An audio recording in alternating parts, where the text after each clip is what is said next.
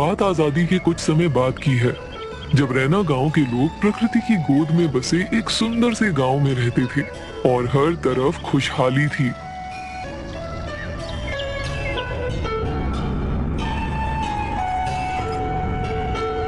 प्रकृति से ही उस गांव का पालन पोषण चल रहा था। दूसरी तरफ उस समय बाजार व्यवस्था में मानो लहर टूट पड़ी हो।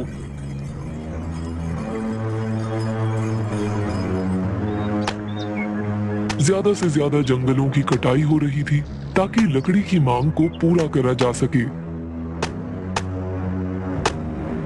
सुनो सब, अब तुम सब काम पर लग जाओ। ये बहुत बड़ा जंगल है, अगर हम लगे रहेंगे तो ये काम जल्दी खत्म हो जाएगा।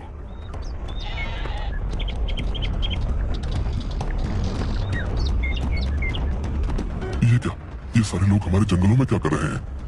ऐसा ही रहा तो हमारे सारे पेड़ तो ये काट देंगे। हमें ये बात गांव वालों को बतानी होगी। वो बकरी वाला तुरंत भाग के गांव चला गया और गांव की आपातकालीन स्थिति में बजने वाली घंटी को बजाने लगा। ये घंटी केवल तभी बजाई जाती है जब कोई सूचना कम समय में पूरे गांव को बतानी हो। पूरा गांव पंचायत भवन के सामने इकट्ठा हो गया। लोग आपस में बातचीत करने लगे। इस समय ऐसी क्या बात है जिसके लिए आपातकालीन घंटी बजानी पड़ी? जरूर कोई जरूरी ही होगा, कोई मजाल थोड़ी ना करेगा। जग्गी बेटा, क्या हुआ? सब ठीक तो है ना? नहीं दादाजी, गांव के पास वाले जंगलों में कुछ लोग अवैध तरीके से पेड़ों की कटाई कर रहे हैं। क्या? कौन है वो लोग? मुझे नहीं पता भाभी, लेकिन वो सब बहुत सारे हैं। हमें उन्हें रोकना चाहिए। चलो सब उन्हें मिलकर रोकें।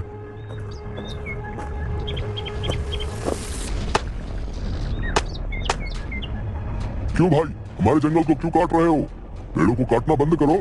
चलो जाओ, वरना वो हाल करेंगे कि आज के दिन को कोसोगे पूरी जिंदगी भर। इसके बाद गांव वाले और वहां लकड़ी कटवा रहे कुछ पहलवान बदमाश दोनों आपस में लड़ने। गांव वाले उन पहलवानों के सामने नहीं टिक पाए और वो सब छोड़कर गांव की तरफ लौट गए। फिर से आपातकालीन घंटी बजाई गई। आप सब ठीक तो है ना? ये आप सबको क्या हो गया? उन लोगों ने हमारे साथ मारपीट की। अब हम क्या करें? उन्होंने तो कई सारे पेड़ काट दिए हैं। हमें जमींदार जी के पास जाना चाहिए। हम उनसे विनती करेंगे तो वो हमारी मदद जरूर करेंगे। ठीक कहा चाचा जी आपने। हम सब कल उनके पास जाकर इन सब के बारे में बताएंगे।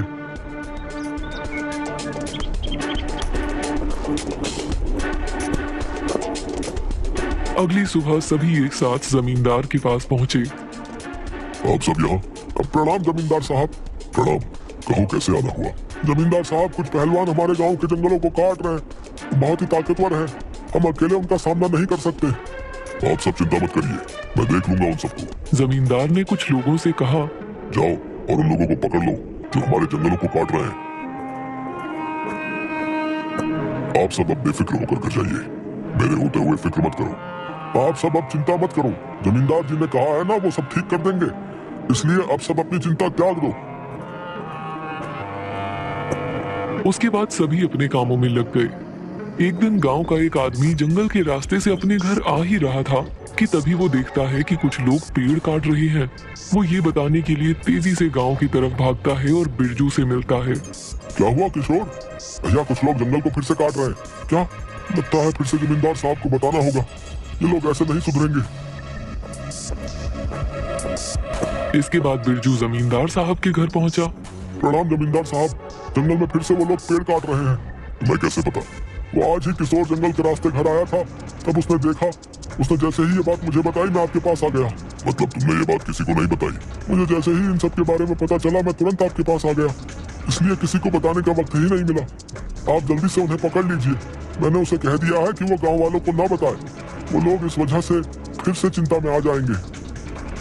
बहुत अच्छा किया तुमने।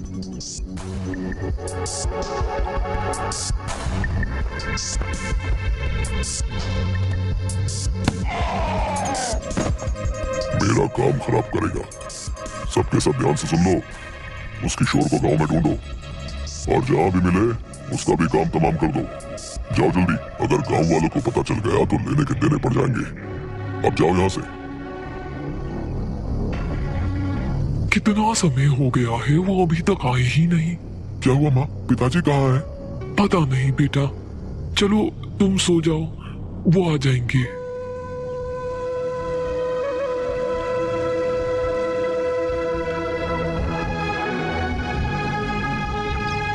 अगली सुबह पत्नी उठी और घर में अंदर देखने लगी। वहां उसे बिरजू नहीं दिखा। वो गांव के लोगों के पास पूछताछ करने गई। आपने मिंटू के पापा को देखा है क्या? वो कल शाम से घर नहीं लौटे। आखिरी बार मैंने उसे किशोर के साथ देखा था। एक बार किशोर से पता करके देख लो। दीदी, किशोर से बात हो सकती है? वो तो कल रात से नहीं लौटा है। मैं कल से उसे ढूंढ रही हूँ, पता नहीं कहाँ चला गया। दीदी, मुझे किसी ने बताया कि आखिर बार किशोर और मिंटू के पापा साथ में थे। मुझे तो डर लग रहा है। उन्होंने कभी भी आज तक ऐसा नहीं किया।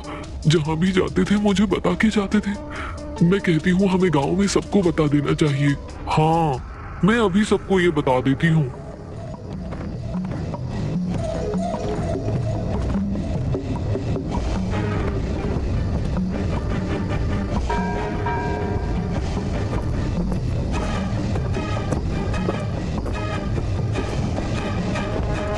क्या हुआ बेटी? ऐसा क्या हो गया कि तुमने हम सबको यहाँ अचानक बुला लिया? मुखिया जी, कल दिन से मेरे पति और किशोर भैया घर नहीं लौटे हैं। अब शाम होने को आई है। मेरा तो मन बड़ा घबरा रहा है। आप सब उन्हें ढूंढने में मेरी मदद करिए। मुझे पता चला है कि वो आखिर बार किशोर के साथ थे और फिर चले गए, लेकिन तब से किशोर और मेरे पति दोनों ही घर नहीं लौटे। तुम चिंता मत करो, हम ढूंढते हैं उन्हें। सुनो भाई कोतवाल, पता करो दोनों लड़के कहाँ गए, किस किस से मिले, सब पता करो। जी मुखिया जी। इसके बाद कोतवाल पूरे गांव में बिरजू और किशोर को ढूंढता है, लेकिन उसे उनके बारे में कुछ पता नहीं चलता। आखिर में वो जमींदार साहब के घर जाता है। अरे कोतवाल जी, कैसे आना हुआ? जमींदार साहब, वो कल से बिरजू और किशोर की कोई खबर नहीं मिल रही। समझ नहीं आ रहा कि कहाँ ढूंढे उन्हें। उनके परिवार वाले बहुत परेशान हैं। हम उनकी कैसे मदद कर सकते हैं बताओ? हमसे जो बन पड़ेगा हम वो करेंगे। मुझे बस कहना था कि अगर आपने कहीं देखा हो उन्हें तो आप हमें बताएं, ताकि पता चल सके कि वो दोनों कहाँ गए हैं। नहीं कोतवाल जी, हमें कहाँ से उन दोनों की खबर होगी? हम तो अपने काम में ही इतने उलझे रहते हैं कि हमें तो हमारी खबर ही नहीं रहती। तो उन दोनों की खबर कहाँ से होगी भला? पर अगर कुछ पता चला उन दोनों के बारे में तो जरूर बता देंगे तुम्हें। इसके बाद कई दिनों पूरा गांव दोनों को ढूंढता रहा, लेकिन उन दोनों का कोई पता नहीं चला। एक दिन पता करते करते जब कोतवाल पास के गांव से उन दोनों की पूछताछ करके जंगल के रास्ते लौट रहा था, तभी उसे वो पेड़ों को काटने की आवाज सुनाई देती है। वो उस आवाज का पीछा करता है। वो पेड़ के पीछे से सब कुछ देखता है और शांति से वहां से निकलकर गांव पहुंच जाता है। मुखिया जी, कुछ लोग फिर से जंगल को काट रहे हैं। मैं जब आसपास के गांव से पूछताछ करके जंगल के रास्ते वहां से लौट रहा था, तभी मैंने उन्हें पेड़ों को काटते देखा। इसलिए आप सभी को बताने जल्दी से यहाँ आ गया। बहुत सही काम किया तुमने। चलो अब उन सबको हमें ही वहां से हटाना होगा। वो जमींदार तो कभी भी किसी काम का नहीं था, लालची कहीं का। चलो सब, हाँ चलो सब। आज तक केवल हमने इस जंगल से कुछ न कुछ लिया ही है। आज से देने की बारी हमारी है और हम अपना ये कर्तव्य जरूर निभाएंगे। सुनो भाइयों, अब हम सबको एक होना होगा। आपने ठीक कहा भैया। हम अपने जंगल की रक्षा करेंगे और इन जंगलों को कुछ नहीं होने देंगे। धीरे धीरे सबने एक साथ जंगलों को बचाने का फैसला किया और सबके सब जंगल की ओर चल पड़े। तुम सब ये क्या कर रहे हो? निकलो यहाँ से। हम इन पेड़ों को नहीं छोड़ेंगे। तुम सब ऐसे नहीं मानोगे। इन सबको तब तक मारो जब तक ये सब यहाँ से भाग न जाए। सबने मिलकर उन सबको बहुत मारा।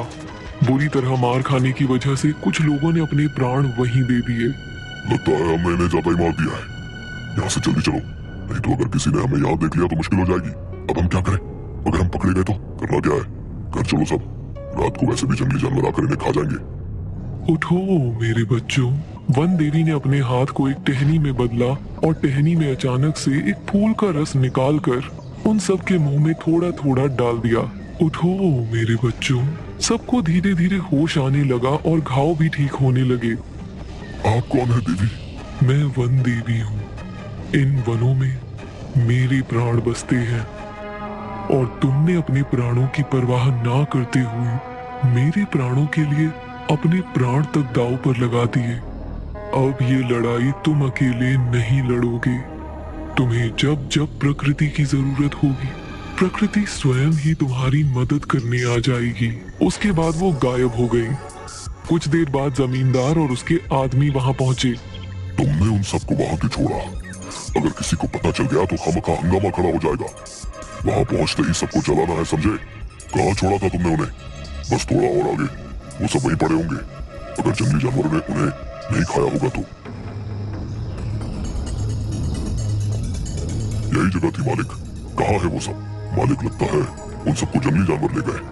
वैसे भी ये जंगल काफी घना है, तुम लोगों से कोई काम पूरा नहीं किया जाता। खैर जो भी हो, अभी इस अधूरे लकड़ी के काम को पूरा करते हैं। जल्दी काम शुरू करो और ये काम जल्दी खत्म हो जाना चाहिए।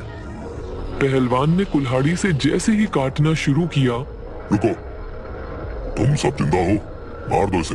हमें तो पहले ही समझ जाना चाहिए था कि इन सब के पीछे कौन हो सकता है। तुमसे बड़ा लालची यहाँ और कौन है?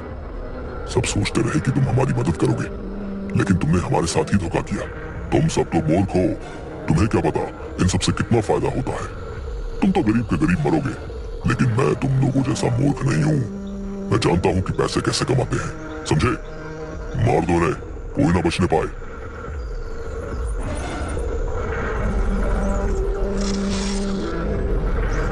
ये क्या हो रहा है?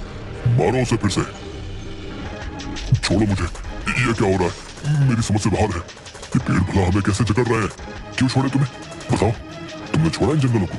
तुम्हारे आदमियों ने एक बार भी नहीं सोचा इन जंगलों और हमें मारने से पहले कि घर पर हमारे माँ बाप, पत्नी, बच्चे हमारी राह देख रहे होंगे। अरे राघव, मुझे बचा लो, मैं तुम्हें बहुत सारा धन दूंगा। हाँ, जितना तुम कहो उतना। हाँ, पहले सच बताओ कि बिरजू और किशोर का है? अरे वो मैंने लालच में आकर उन्हें मार दिया है, मुझे माफ कर दो। क्या? ऐसा नहीं हो सकता। वो तो बस वनों की रक्षा करना चाहते थे, उन्हें ऐसा दंड क्यों? हे वन देवी, यही है आपके अपराधी। आपको जो ठीक लगे आप वो कीजिए, मुझे छोड़कर मत जाओ। आज से आप हमेशा सुरक्षित रहेंगी वन देवी। हमारी आने वाली सारी पीढ़ियां आपकी सदैव सुरक्षा करेंगी। इसके बाद से रैनी गांव के लोग वनों की सुरक्षा के लिए हर संभव कार्य करने लगे और लोगों को जागरूक करने लगे ताकि जंगल हमेशा सुरक्षित रह सके।